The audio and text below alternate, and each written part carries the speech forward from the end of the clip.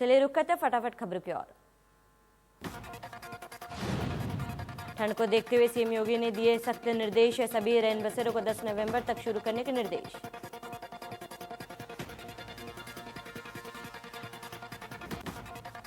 Supreme court के फैसले की पहली बरसी से एक दिन पहले अयोध्या दौरे पर कई बड़े अधिकारी, अपर मुख्य सचिव गृह अवनीश अवस्थी, अपर मुख्य सचिव सूचना नवनीत सहगल, एडीजी कानून व्यवस्था प्रशांत का अयोध्या दौरा।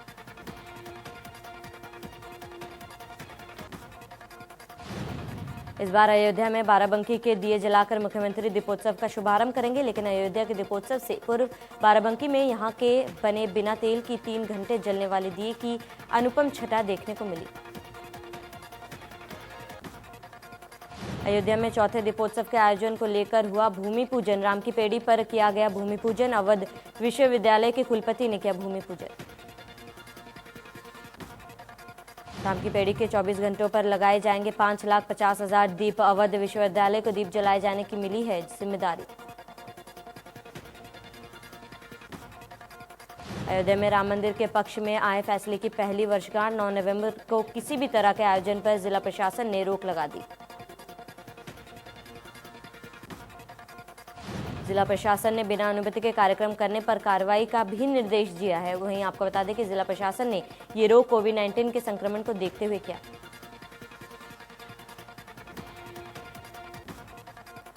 ऐसे में कोविड प्रोटोकॉल को देखते हुए प्रशासन सख्त नजर आ रहा है। इसके साथ ही सड़कों पर चेकिंग अभियान भी जारी है। हर आने जाने वाले शख्स के वाहन की चेकिंग के बाद ही प्रवेश दिया जा रहा। बाहुबली विधायक विजय मिश्रा की बड़ी मुश्किल है। विधायक के बेटे की पत्नी से होगी वसूली, 1,78,00,000 रुपए की होगी वसूली।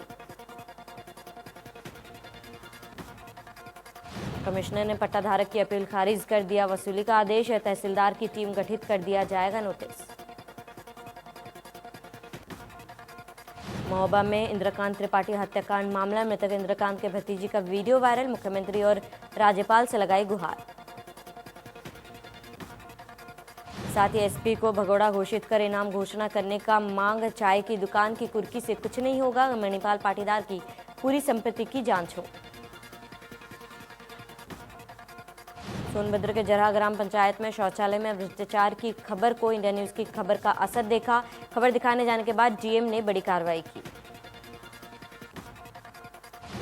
डीएम एस राजलिंगम ने फरमान जारी किया है कि जिले के किसी भी ग्राम पंचायत का प्रधान यदि शौचालय निर्माण में या अन्य किसी विकास कार्यों में वित्तीय अनियमितता करता है तो घोर लापरवाही की शिकायत मिलती है तो उस प्रधान को अनापत्ति प्रमाण पत्र भी नहीं दिया जाएगा।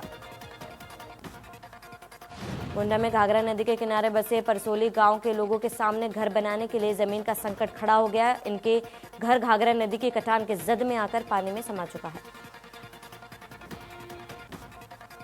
बाढ़ पीड़ित परिवारों का कहना है कि अगर प्रशासन ने उनकी सुनवाई नहीं की और घर बनाने के लिए जमीन नहीं उपलब्ध कराई तो वह उसी लखनऊ जाकर धरना देंगे।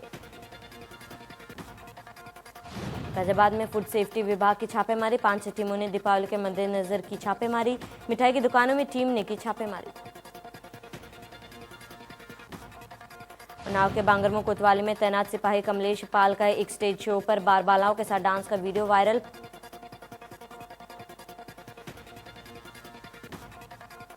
सिपाही के डांस के वीडियो सोशल मीडिया पर वायरल होने के बाद एसपी ने मामले को संज्ञान लिया और सिपाही कमलेश पाल को तत्काल प्रभाव से सस्पेंड किया।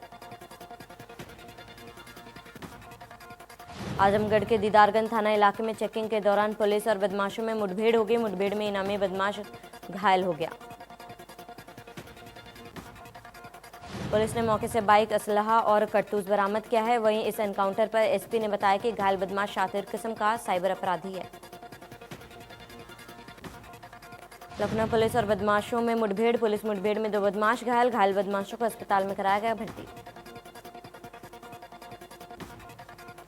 उन्नाव में आगरा लखनऊ एक्सप्रेस वे पर हादसा, स्कॉर्पियो का टायर फटने से हुआ बड़ा हादसा। हादसे में 2 लोगों की मौत, 3 गंभीर रूप से घायल। बिजनौर में ट्रक अनियंत्रित होकर पलटा, ट्रक के नीचे दबकर 3 लोगों की मौत, पुलिस ने तीनों शव को निकाला। आगरा में खनन माफियों के हौसले बुलंद, खनन माफियों ने सिपाही पर चढ़ाया ट्रैक्टर, हादसे में सिपाही के मौके पर ही मौत। पेटोनाडा में हाई टेंशन की चपेट में आने से हादसा, करंट लगने से युवक की मौत, परिजनों ने बिजली विभाग पर लगाया आरोप। जालौन के उरगांव गांव में नवविवाहित ने घर के बगल में लगे पीपल के पेड़ से लटक कर आत्महत्या कर ली। आनंद फानन में परिजनों ने पुलिस को सूचना दी। बताया जा रहा है कि केवल 18 दिन पहले ही मृतका की शादी हुई थी। वहीं पुलिस ने शव को कब्जे में लेकर पोस्टमार्टम के लिए भेज दिया। झांसी में छेड़छाड़ से परेशान छात्रा ने की खुदकुशी। शव के पास मिला सुसाइड नोट। आकाश और उसके परिवार से बदला जरूर लेना, घर में घुसकर आरोपी ने की थी छेड़छाड़। मुख्यमंत्री त्रिवेंद्र सिंह रावत ने उत्तराखंड राज्य स्थापना दिवस के अवसर पर पर्यटन विकास परिषद की ओर से आयोजित माउंटेन ट्रेन साइकिल रैली का उद्घाटन किया। राज्य के 21वें साल में प्रवेश के लिए सीएम ने प्रदेश की जनता को बधाई दी। इस मौके पर सीएम ने कहा कि उत्तराखंड राज्य भौगोलिक विषमताओं से भरा प्रदेश है। सीएम ने कहा कि प्रदेश में साहसिक खेलों और बढ़ावा देने के लिए राज्य सरकार ने प्रदेश में अलग से विभाग बनाने का निर्णय लिया। कांग्रेस महासचिव हरीश रावत का हमला, कहा देश में मोदी इकोनॉमिक्स बुरी तरह फेल। नोटबंदी के बाद गरीब और गरीब हुए, चंद अमीरों की संपत्ति कई गुना बढ़ी। मसूरी में कांग्रेस प्रदेश उपाध्यक्ष ज्योति सिंह बिष्ट ने कहा है कि कोरोना काल में प्रदेश सरकार के पास घर वापसी करने वाले प्रवासियों को उत्तराखंड में ही रोकने का एक सुनहरा अवसर था, लेकिन सरकार अपनी गलत नीतियों और मुख्यमंत्री स्वरोजगार योजना में शिथिलता की वजह से नाकाम साबित हुई। ज्योति सिंह बिष्ट ने कहा है कि प्रदेश सरकार ने स्वरोजगार योजना के तहत 1 साल में 3000 लोगों को नौकरी देने की बात कही थी, लेकिन दुर्भाग्यवश सरकार प्रदेश के युवाओं को किसी भी विभाग में नौकरी नहीं दे पाई। ज्योति सिंह बिष्ट ने कहा कि प्रदेश की त्रिवेंद्र सरकार पूरी तरह से फेल साबित हो रही है। ऐसे में मुख्यमंत्री को नैतिकता के आधार पर अपने पद से इस्तीफा दे देना चाहिए। कांग्रेस महासचिव प्रियंका गांधी भारी सुरक्षा के बीच सड़क मार्ग से दिल्ली के लिए रवाना होगी। प्रियंका गांधी मसूरी शहर अध्यक्ष गौरव अग्रवाल, महिला कांग्रेस अध्यक्ष जसबीर कौर, मसूरी यूथ कांग्रेस अध्यक्ष वसीम खान से मुलाकात की।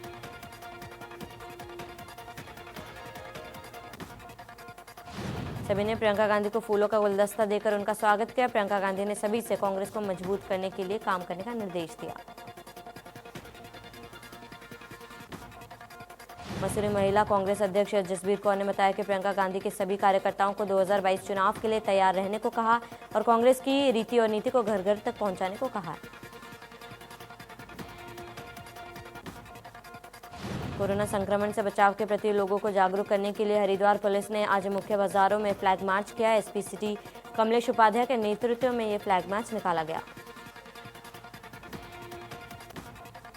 इस फ्लैग मार्च में सभी सर्कल ऑफिसर, थाना प्रभारियों और पुलिस कर्मियों ने भाग लिया। पुलिस कर्मियों ने हाथों में बैनर और पोस्टर लेकर लोगों को कोरोना के प्रति जागरूक किया। काशीपुर में आने वाले त्योहारी सीजन को देखते हुए दमकल विभाग की तरफ से मॉक ड्रिल का आयोजन किया गया। इस दौरान व्यापार मंडल के पदाधिकारियों सहित दमकल विभाग के कर्मी मौजूद रहे। आपको बता दें कि महीने पहले काशीपुर के पुरानी सब्जी मंडी में भीषण अग्निकांड के चलते दर्जनों दुकान जलकर राख हो गई थी। अब आने वाले त्योहारी सीजन को देखते हुए आग से निपटने के लिए दमकल विभाग की इस तरह का मॉक ड्रिल करा रहा है। मसूरी में गांधी चौक कैंपटी की ओर जाने वाली सड़क का एसडीएम ने निरीक्षण किया। एसडीएम मनीष कुमार ने दुकानों के बाहर सड़क पर अतिक्रमण कर रखे सामानों को तत्काल हटाने के निर्देश दिए। उन्होंने मसूरी देहरादून विकास प्राधिकरण के अधिकारियों को मसूरी में अनाधिकृत रूप से चल रहे निर्माण कार्यों पर तत्काल कार्रवाई करने के निर्देश दिए। जोशीमठ से 15 किलोमीटर आगे बद्रीनाथ की ओर जा रही इनोवा कार अनियंत्रित होकर 200 मीटर नीचे गहरी खाई में अलकनंदा नदी में समा गई। हादसे में एक शख्स की मौत, जबकि एक व्यक्ति गंभीर रूप से घायल हो गया। घायल को इलाज के लिए सामुदायिक स्वास्थ्य केंद्र में भर्ती कराया गया।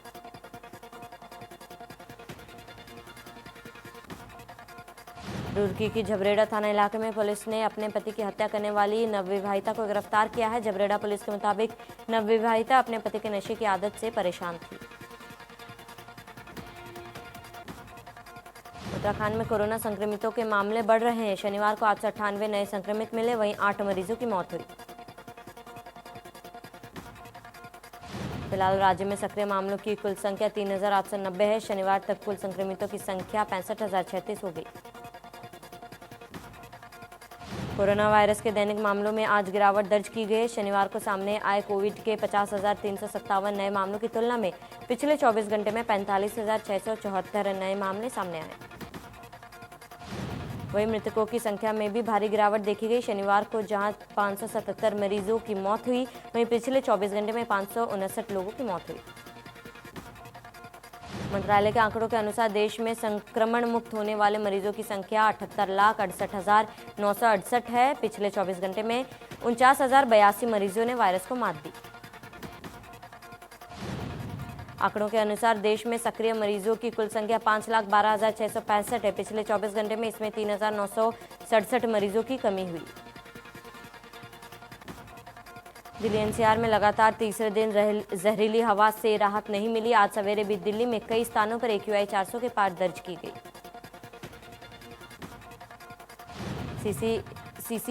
CPCB के मुताबिक आनंद विहार, जहांगीरपुरी, पंजाबी बाग और रोहिणी में AQI क्रमशः 431, 465, 426 दर्ज की गई।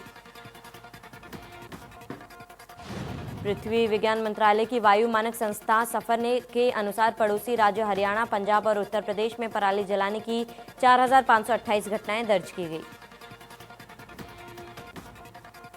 अयोध्या में सड़कों पर धुंध काफी ज्यादा हो गई है। नवंबर के ही महीने में कोहरे की स्थिति बन गई है। सड़कों पर निकलना मुश्किल हो गया है। कानपुर में प्रदूषण को लेकर जागरूकता अभियान। व्यापारियों ने मास्क न पहने लोगों को दिए गुलाब। व्यापारियों ने लोगों को दिए मास्क और गुलाब। डोनाल्ड ट्रंप के बाद अब जो बाइडेन अमेरिका के राष्ट्रपति की गद्दी संभालेंगे। ट्रंप को हराने के बाद जो बाइडेन सबसे शक्तिशाली देश के 46वें राष्ट्रपति बने।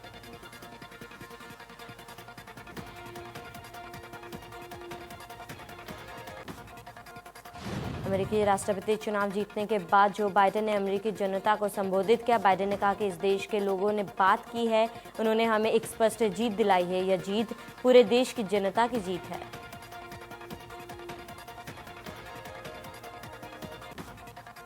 उन्होंने कहा कि मैं ऐसा राष्ट्रपति बनने की शपथ लेता हूं कि लोगों को बांटा नहीं जाएगा बल्कि एक रखा जाएगा। वहीं उपराष्ट्रपति चुनी गई कमला हैरिस ने अपने संबोधन में कहा कि लोकतंत्र को बचाने के लिए संघर्ष की जरूरत होती है। ये बलिदान मांगता है लेकिन बाद में खुशी और समृद्धि देती है। कमला हैरिस ने कहा है कि मैं उस महिला की शुक्रगुजार हूं जो आज यहां मौजूद है। मेरी मां श्यामला गोपालन हैरिस जो वह 19 साल की थी, वो भारत से यहां आई। उन्होंने ऐसे पल के बारे में कभी नहीं सोचा होगा। वहीं जो बाइडेन के राष्ट्रपति चुने जाने के बाद अमेरिका में जश्न का माहौल है। उनकी जीत का औपचारिक ऐलान होते ही उनके समर्थक सड़कों पर उतर आए। वॉशिंगटन में लगे लोग जगह जगह इकट्ठे होकर बाइडेन की जीत का जश्न मना रहे। कई दिनों तक चली अहापोह की स्थिति के बाद बाइडेन को विजेता घोषित कर दिया गया। जो बाइडेन की जीत के बाद वाशिंगटन डीसी की सड़कों पर जश्न जारी। लोग लगातार तालियां बजाकर और डांस करके जीत की खुशी मना रहे हैं। न्यूयॉर्क के प्रसिद्ध टाइम्स स्क्वायर पर लोग इकट्ठा हुए हैं। यहां लोगों ने जो बाइडेन के समर्थन में पोस्टर लहराए। राष्ट्रपति रामनाथ कोविंद ने भी डेमोक्रेट नेता जो बाइडेन को अमेरिकी राष्ट्रपति चुने जाने पर बधाई दी और कहा कि वह भारत अमेरिका संबंधों को और मजबूत करने के लिए उनके साथ मिलकर कार्य करने को उत्सुक है। कोविंद ने ट्वीट किया कि अमेरिकी राष्ट्रपति चुने जाने पर जोसेफ आर बाइडेन को और उपराष्ट्रपति चुने जाने पर कमला हैरिस को मेरी तरफ से हार्दिक शुभकामनाएं। प्रधानमंत्री मोदी ने अमेरिकी राष्ट्रपति चुने गए जो बाइडेन को बधाई देते हुए दोनों देशों के बीच संबंधों में और बेहतरी की उम्मीद जताई है।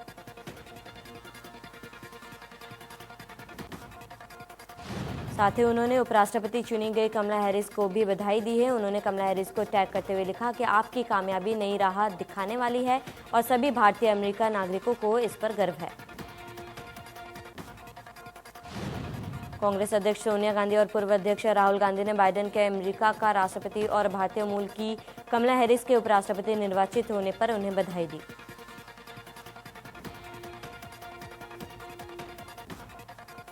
सोनिया गांधी ने दोनों को बधाई देते हुए कहा कि बाइडेन और कमला हैरिस के परिपक्व नेतृत्व में भारत को उम्मीद है कि दोनों पक्षों के बीच साझेदारी से इस क्षेत्र और विश्व में शांति व विकास का वातावरण बनेगा। राहुल ने ट्वीट किया कि अमेरिका के नवनिर्वाचित राष्ट्रपति जो बाइडेन को बधाई। मुझे भरोसा है कि वह अमेरिका को एकजुट करेंगे और एक स्पष्ट दिशा का मजबूत भाव प्रदान करेंगे। राहुल ने कहा, उपराष्ट्रपति निर्वाचित हुई कमला हैरिस को बधाई। हमें इसका गर्व होता है कि अमेरिका की पहली महिला उपराष्ट्रपति की जड़ें भारत से जुड़ी हैं।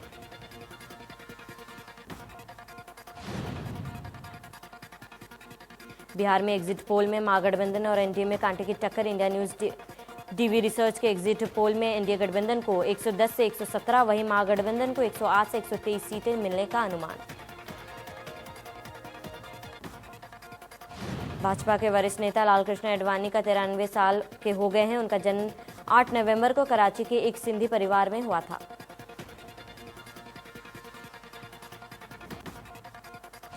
पीएम मोदी वरिष्ठ नेता लालकृष्ण आडवाणी को जन्मदिन की शुभकामनाएं देने उनके निवास पहुंचे। इस दौरान उन्होंने आडवाणी को फूलों का गुलदस्ता भेंट किया।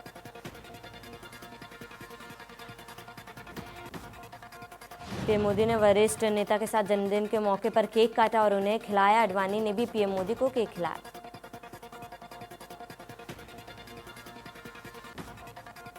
इससे पहले पीएम मोदी ने ट्वीट कर कहा कि भाजपा को जन जन तक पहुंचाने के साथ देश के विकास में अहम भूमिका निभाने वाले श्रद्धेय श्री लालकृष्ण आडवाणी जी को जन्मदिन की बहुत बहुत शुभकामनाएं। पीएम मोदी ने वीडियो कॉन्फ्रेंसिंग के जरिए गुजरात के सूरत और सौराष्ट्र के बीच रोपेक्स फेरी सेवाओं के उद्घाटन किया। इस फेरी सेवा से शुरू होने के बाद सौराष्ट्र में स्थित भागलपुर के घोघा से सूरत के हजीरा के बीच लोग समुद्र मार्ग का इस्तेमाल कर सकेंगे। घोघा और हजीरा के बीच सड़क मार्ग से दूरी 375 किलोमीटर है। पीएम ने इस मौके पर लोगों को संबोधित करते हुए कहा कि आज घोघा और हजीरा के बीच रोपेक्स सेवा शुरू होने से सौराष्ट्र और दक्षिण गुजरात दोनों की ही क्षेत्रों के लोगों का बरसों का सपना पूरा होगा। पीएम मोदी ने कहा कि इस सेवा से घोघा और हजीरा के बीच अभी जो सड़क की दूरी 375 किलोमीटर की है वो समंदर के रास्ते सिर्फ 90 किलोमीटर की हो जाएगी। यानी जिस दूरी को कवर करने में 10 से 12 घंटे का समय लगता है उस पर अब सिर्फ 3 से 4 घंटे लगेंगे। पीएम ने अपने संबोधन में कहा कि गुजरात में रोपेक्स फेरी सेवा जैसी सुविधाओं का विकास करने में बहुत लोगों का श्रम लगा है। गुजरात में समुद्री कारोबार से जुड़े इंफ्रास्ट्रक्चर और कैपेसिटी बिल्डिंग पर तेजी से काम चल रहा है, जैसे गुजरात मैरीटाइम क्लस्टर, गुजरात समुद्री विश्वविद्यालय, भावनगर में सीएनजी टर्मिनल जैसी कार्य शुरू हो चुकी है। पीएम ने कहा, सरकार का प्रयास घोघा दहेज के बीच फेरी सर्विस को भी जल्द फिर शुरू करने का बात पीएम ने कहा है। पीएम ने कहा, समुद्री व्यापार कारोबार के लिए एक्सपर्ट तैयार हो, ट्रेंड मैन पावर हो, इसके लिए गुजरात मैरीटाइम यूनिवर्सिटी बहुत बड़ा सेंटर है। पीएम मोदी ने कहा, सामान को देश के एक हिस्से से दूसरे हिस्से में ले जाने पर दूसरे देशों की अपेक्षा हमारे देश में आज भी ज्यादा खर्च होता है। उन्होंने कहा, रसद पर होने वाले खर्च को कम करने के लिए अब देश मल्टी मॉडल कनेक्टिविटी की दिशा में तेजी से कदम बढ़ा रहा है। पीएम मोदी ने अपने संबोधन में जहाजरानी मंत्रालय का नाम बदलने की घोषणा की। पीएम मोदी ने कहा, जहाजरानी मंत्रालय का नाम बदलकर बंदरगाह, जहाजरानी और जलमार्ग मंत्रालय कर दिया जाएगा। ब्रिटिश पीएम बोरिस जॉनसन ने कहा है कि जिस तरह भगवान राम राक्षस राज रावण को हराकर अपनी पत्नी सीता के साथ लौटे थे तो लाखों दियों से उनका स्वागत किया गया, ठीक उसी तरह इस दिवाली हम लोग भी कोरोना के खिलाफ जीत हासिल करेंगे। जॉनसन ने प्रधानमंत्री कार्यालय से अपने संदेश में कहा कि भारतीय समुदाय में सुरक्षित दिवाली मनाने के लिए काफी त्याग किया है और इस महामारी से लड़ने में प्रशासन को सहयोग भी किया। भारतीय द्वारा वर्चुअल दिवाली मनाने के फैसले पर ब्रिटिश पीएम बोले, मुझे पता है कि अपनों से दूर रहकर त्योहार मनाना आसान नहीं। जॉनसन ने भारतीयों के त्याग और संकल्प की सराहना की। इंडियन प्रीमियर लीग में सही समय पर लय हासिल करने वाली सनराइजर्स हैदराबाद की टीम टूर्नामेंट के दूसरे क्वालिफायर में दिल्ली कैपिटल्स के खिलाफ मैदान पर उतरेगी। सनराइजर्स हैदराबाद के लिए पिछले चारों मुकाबले करो या मरो के थे, लेकिन टीम ने सभी में जीत दर्ज की। तो वहीं शुरुआती मैचों में शानदार प्रदर्शन करने वाली दिल्ली कैपिटल्स की टीम टूर्नामेंट के आखिरी चरण तक पहुंचते पहुंचते लय से भटक गई।